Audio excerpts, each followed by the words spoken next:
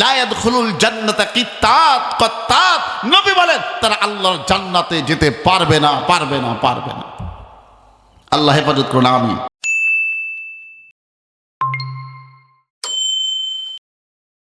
ও মুসলমান ভাইরা আসেন, প্রথমে শুরু করি, যেহেতু 11টার কথা বললাম, 11টা আমল দিয়ে শুরু করি ইনশাআল্লাহ। বলেন আল্লাহর বান্দাবান্দিরা, 1 নম্বর হচ্ছে দ্বীনি এলেম অর্জন করতে হবে। কোরআন হাদিসের এলেম অর্জনের কথা বলেছেন নবী মুহাম্মদ রাসূলুল্লাহ সাল্লাল্লাহু আলাইহি ওয়াসাল্লাম। আমার ভাইরা, আমার মা বোনেরা, এবার আসেন 1 নম্বর কি বললাম? দ্বীনি এলেম, কোরআন হাদিসের এলেম অর্জন করতে হবে। এটা হচ্ছে ফরজ। এটা কি? নামাজ যেমন ফরজ, রোজা যেমন ফরজ, যাকাত যেমন ফরজ, দিন কায়েম করা যেমন ফরজ, মার খাওয়া যেমন ফরজ ইসলাম প্রতিষ্ঠার জন্য, মার দেওয়াও ফরজ ইসলাম প্রতিষ্ঠার জন্য। ঠিক না বেঠি? মুসলমান ভাইয়েরা, এবার অন্তরের মধ্যে কথাগুলো ঢুকায় নেন। আমরা মুসলমান, দুনিয়ার জমিনে আল্লাহ আমাদেরকে পাঠাইছেন মিষ্টি খাওয়ার জন্য পাঠান নাই। সুন্নত, শুধু মিষ্টি খাওয়া সুন্নত এই জন্য পাঠান নাই। ইসলামের জন্য, কোরআন প্রতিষ্ঠার জন্য মার খাওয়া সুন্নত এই জন্য আমাদেরকে পাঠাইছেন। ব্যাখ্যা করতে গেলে অনেক কথা লম্বা হয়ে যাবে। 1 নম্বর দ্বীনি এলেম অর্জন করা।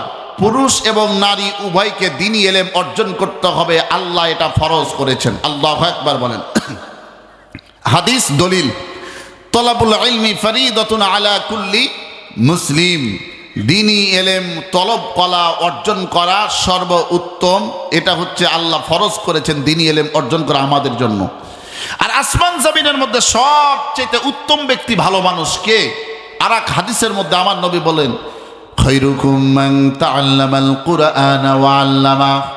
তোমাদের মধ্যে সর্বোত্তম ওই ব্যক্তি যে কোরআন এলেম অর্জন করে এবং শিক্ষা দেয় এবং শিক্ষা নেয়। আসমান জামিনের মধ্যে সবচেয়ে ভালো মানুষ, সর্বোত্তম মানুষ।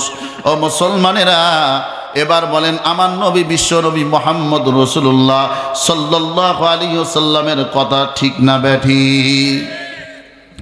2 নম্বর হচ্ছে, মা বোনেরা, নামাজের অবহেলা করা যাবে না। 5 ওয়াক্ত নামাজ আদায় করতে হবে। কয় ওয়াক্ত? জি, 5 ওয়াক্ত নামাজ আদায় করতে হবে।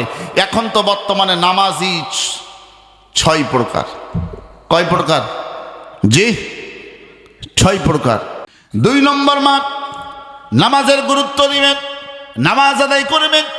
আপনি দুপুরবেলা পার হয়ে যায়, আপনি চিন্তা করবেন আপনার কাজ শেষ হয় নাই, যে আসরের সময় বিকালবেলা একসঙ্গে আমি উজু করব, আমি গোসল করব, এরপরে জোহর আসর একসঙ্গে পড়বো। মা গো, এই কাজ করবেন না, নামাজ আদায় করবেন না। ইন্নাস সালাতা কানাত আলাল মুমিনিনা কিতাবাম মাওকুতা। ওয়াক্ত মতো নামাজ আদায় করবেন, সময় মতো নামাজ আদায় করবেন। বুঝে থাকলে মুসলমান বলুন এই ঘোষণা কার? 3 নম্বর হচ্ছে, আমার নবী বলেন রমজান মাসে রোজা রাখতে হবে। মা, আল্লাহ পাক রব্বুল আলামিন আপনাদের কি প্রতি মাসে একটা অসুখ দিয়েছেন, তার নাম হচ্ছে হাইজ অথবা মাসিক বলা হয়। অসুস্থতার কারণে আপনার রোজা ছুটে যাবে। রমজান যখন পার হয়ে যাবে, 2টা বা 3টা বা 5টা বা 7টা যে রোজাগুলো ছুটে গেছে, আপনি পরের মাসে আপনি সঙ্গে সঙ্গে রোজাগুলো আপনি পালন করে নেবেন। ও মা, এই রোজা বাকি রাখা যাবে না। আল্লাহ পাক রব্বুল আলামিন কিন্তু ক্ষমা করবে না। রোজা আপনাকে পালন করতে হবে। এ রোজা ফরজ না নফল? ও মা গো, 3 নম্বর চলে গেল। 5 নম্বর হচ্ছে স্বামীর আনুগত্য করা, স্বামীর হক আদায় করবেন। এমনও স্ত্রী আছে যারা স্বামীকে স্বামী মনে করে না। আপনাদের এলাকার কথা বলতেছি না, আছে। আল্লাহু আকবার। কয়েকদিন আগে আমার মাহফিল ছিল কামালপুর, উত্তরবঙ্গে। আমি মাহফিলে গেলাম, যাওয়ার পরে আগে ভাগে গিয়েছি। যাওয়ার পরে আমি যে বাসায় আছি তার পাশে 2-1টা বাড়ি পরে দেখতেছি স্বামী স্ত্রীতে গন্ডগোল লাগছে। এবার স্ত্রী স্বামীকে বলতেছে, গোলামের বেটা গোলাম। কি বলতেছে? গোলামের বেটা গোলাম। কত বড় মারাত্মক কথা চিন্তা করেন। গোলাম মানে বুঝেন কি? চাকরের বাচ্চা চাকর স্বামীকে বলে। বরঞ্চ আমার নবী বলেন, আল্লাহ পরে কাউকে যদি সিজদা করার যদি অর্ডার দিতেন, দুনিয়ার সমস্ত স্ত্রীদেরকে বলা হতো তোমরা তোমাদের স্বামীদেরকে সিজদা করো। স্বামীর এত আল্লাহ মর্যাদা দিয়েছেন, সম্মান দিয়েছেন। মা, আপনার যদি কষ্ট হয়, বলেন ওষুধ, জ্বরের ওষুধ খান নাপা, এ ওষুধগুলো তিতা না মিষ্টি? কথা বলেন, কথা বলেন। তিতা। মা, যদিও স্বামী আপনার কাছে তিতা, ওষুধ যেরকম তিতা, বাঁচার জন্য, সুস্থ থাকার জন্য আপনাকে ওষুধ খেতে হবে, ঠিক না বাটি? তেমনি ভাবে স্বামী যদি আপনার কাছে তিতা মনে হয়, এরপরও স্বামীকে সহ্য করে সম্মান করে আপনি থাকবেন, চলবেন। এর প্রতিদান, এর নিয়ামতের আল্লাহ পাক রব্বুল আলামিন আপনাকে উত্তম জাযা দান করবে দুনিয়া এবং আখিরাতে। মা, আপনাদের হাতে পায়ে ধরি মা, ও মা, আপনাদেরকে বলি, আপনারা ওই জাতি, সুমাইয়ার জাতি, মা খাদিজার জাতি, মা আয়েশার জাতি, ফাতেমার জাতি, যারা জান্নাতের সুসংবাদ দুনিয়ার জামিনে পেয়েছেন। ও মা, নিজের স্বামীকে সম্মান করবেন, ইজ্জত করবেন, ঠিক না বেঠিক? এটা আমার কথা নয়, নবীর কথা। আপনি এই কাজগুলো যদি করেন, নবী বলেছেন বিনা হিসাবে আল্লাহর জান্নাতে চলে যাবেন। সুবহানাল্লাহ বলবেন না? 5 নম্বর হচ্ছে মুসলিম জাতি হিসাবে ইজ্জতের হেফাজত করা। মা, আপনার ইজ্জতের হেফাজত করবেন। কি জন্য করবেন? আপনার স্বামীর জন্য, এটা আপনার আমানত। আপনি আপনার ইজ্জতের, আপনার সম্মানের হেফাজত আপনি করবেন। আল্লাহ পাক রব্বুল আলামিন তার নবীর মাধ্যমে জানায় দিয়েছেন, ও মা, এই কাজগুলো করবেন, আল্লাহ পাক রব্বুল আলামিন আপনাকে জান্নাতের মেহমান বানায় দিবেন। 6 নম্বর হচ্ছে সন্তানদের লালন পালন করবেন। সন্তান, মা যখন প্রসব করে, সন্তান যখন জন্ম দেয়, বাবার কাজ হচ্ছে বাইরের কাজ করা, ঠিক না বেঠিক?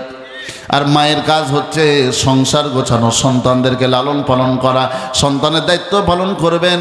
ও মা, এই কাজগুলো করবেন, আল্লাহ পাক রব্বুল আলামিন আপনাকে দুনিয়া এবং আখিরাতে উত্তম জাযা দান করবেন। বিনা হিসেবে আল্লাহ আপনাদেরকে জান্নাতের মেহমান বানায় দিবেন। এখন কথা হচ্ছে, অনেকে দেখা যায় সন্তানদের সামনে খারাপ ভাষা ব্যবহার করে, আছে না নাই? এই কাজগুলো করবেন না। ও মা, সন্তানদের সামনে স্বামী স্ত্রীতে ঝগড়া করবেন না। সন্তানদের সামনে স্বামী স্ত্রী মিলে বা অন্য যেই মানুষ আছেন নাকি, সকলের উদ্দেশ্যে বলছি, ছোট বাচ্চাদের সামনে খারাপ ভাষা ব্যবহার করবেন না। তাদের সামনে উত্তম ভাষাগুলো ব্যবহার করবেন, ভালো কাজগুলো করবেন, ভালো কাজ তাদেরকে শিক্ষা দিবেন, খুশি হবেন তারা। নামটা কি? আল্লাহ। 7 নম্বর হচ্ছে নিয়ামতের শুকরিয়া আদায় করা। নিয়ামত বলতে কি? স্বামীর আপনি আনুগত্যে আছেন, স্ত্রী, অনেক স্ত্রী আছে যারা বলে তোমার সঙ্গে 10 বছর, 20 বছর, 30 বছর, 40 বছর সংসার করলাম, আমি সুখী পাইলাম না। সাতক্ষীরার মা বোনরা ভালো এই কথা বলে না? এতদিন তোমার সংসার করলাম গো, আমি কিছুই পাইলাম না। এই ধরনের কথা, কাজ দয়া করে মা করবেন না। যদি করেন, আল্লাহ আপনার জীবনের সমস্ত নেক আমল বরবাদ করে দিবেন। আপনি জীবনে যা ভালো কাজ করছেন সব বাদ হয়ে যাবে, সব আউট হয়ে যাবে। 8 নম্বর, মুখ দিয়ে খারাপ ভাষা ব্যবহার করা যাবে না। মা, মুখ দিয়ে খারাপ ভাষা ব্যবহার করা যাবে না। 9 নম্বর হচ্ছে আত্মীয়তার বন্ধন ঠিক রাখতে হবে। অনেক মা আছে দেখা যায়, স্বামী যদি নিজের মা বাবাকে যদি আপেল দিতে যায়, খরচ দিতে যায়, বাজার করে দিতে যায়, স্ত্রী বলে এটা করতে পারবে না, যদি করো আমি তোমার ভাত খাবো না, ঠিক না বেঠিক? একটুতে দেখা যায় স্বামীকে বলে আলাদা হও, আলাদা হও। আপনাদের দেশে কি বলা হয়? আমাদের দেশে বলা হয় জুদা, মানে আলাদা হয়ে যাও। অনেক স্ত্রী আছে এই কথা বলে, তোমার বাপ মায়ের সাথে তুমি যদি থাকো, আমি তোমার সংসার করব না, তুমি আলাদা হও। স্বামী দেখা যায় নিজের ইজ্জতের ভয়ে অথবা লজ্জার ভয়ে অনেক সময় দেখা যায় বাপ মায়ের সাথে খারাপ আচরণ করে, ঠিক না বেঠিক? শয়তানের ধোকায় পড়ে। মা, এই কাজ করবেন না, বরঞ্চ আপনার স্বামীকে আপনি উৎসাহিত করবেন, স্বামী গো আপনি আপনার মা বাবাকেও দেখেন, আমার মা বাবাকেও দেখেন, আমার ভাই বোনকেও দেখেন, আপনার ভাই বোনকে দেখেন, আমার আত্মীয় স্বজনের সাথে সুসম্পর্ক রাখেন, আপনার আত্মীয় স্বজনের সাথে সুসম্পর্ক রাখেন।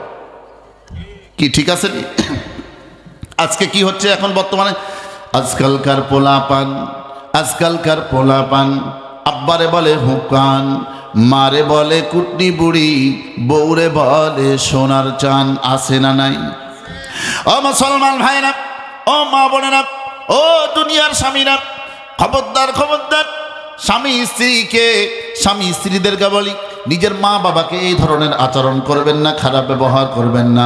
আপনি যদি আপনার মা বাবার হাতে একটা আপেল যদি ধরায় দেন, আপনার মা বাবার অন্তরটা খুশি হয়ে যাবে, আল্লাহর কাছে দোয়া করবে, আমার আল্লাহর আরশ পর্যন্ত খুশি হয়ে যাবে।